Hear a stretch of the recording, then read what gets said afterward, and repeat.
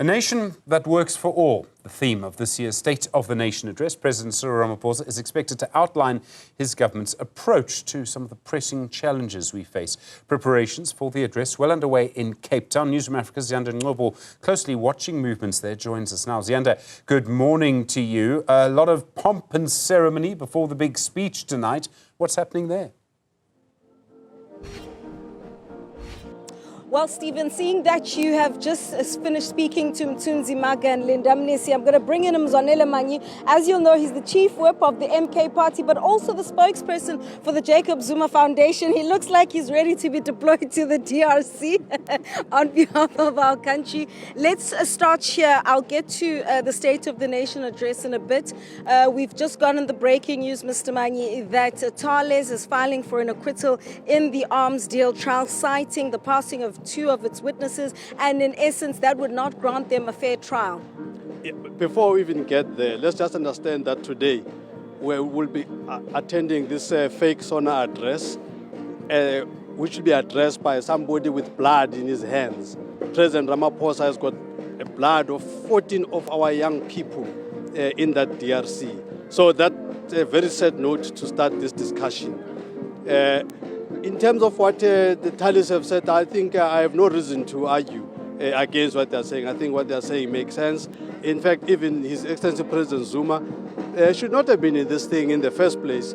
I mean, when all of this arms deal shenanigan was happening, he was not even in national.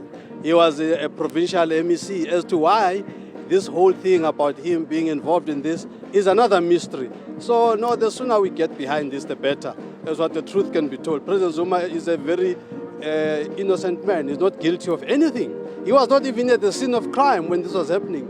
As to why this has been manufactured and staged like this, it's a real mystery. So we hope that this must focus things now, and let's get on with it, and let the nation see that all of this was just propaganda. All right, bringing it back here to Cape Town. It's the first State of the Nation address that former President Jacob Zuma will attend since his successor, President Cyril Ramaphosa, took office. I think this is going to be his 8th State of the Nation address. Why is he only choosing to come today? The significance of that, especially because yesterday you were supposed to have delivered what the MK party says was going to be the real State of the Nation address. The real State of the Nation address would have been delivered by our party leader in Parliament, Judge Klope. That's a person that should have delivered it. But Parliament refused to give us the venue. That's why we couldn't have that real State of the Nation address. Judiciary has ensured that President Zuma is not here. The 6th of February, as the date for the fake State of the Nation address, was long advertised. Judiciary had known this, but despite this, they've done 2 major appointments for him. One in Pietermaritzburg to deal with this fake arms deal case, and the other to go and attend to the Constitutional Court judgment because Ramaphosa can't be held accountable. So he's busy with the judiciary today, so he can't be at the 2 places at the same time. So in other words, former President Jacob Zuma is not expected to be inside the City Hall later on this evening.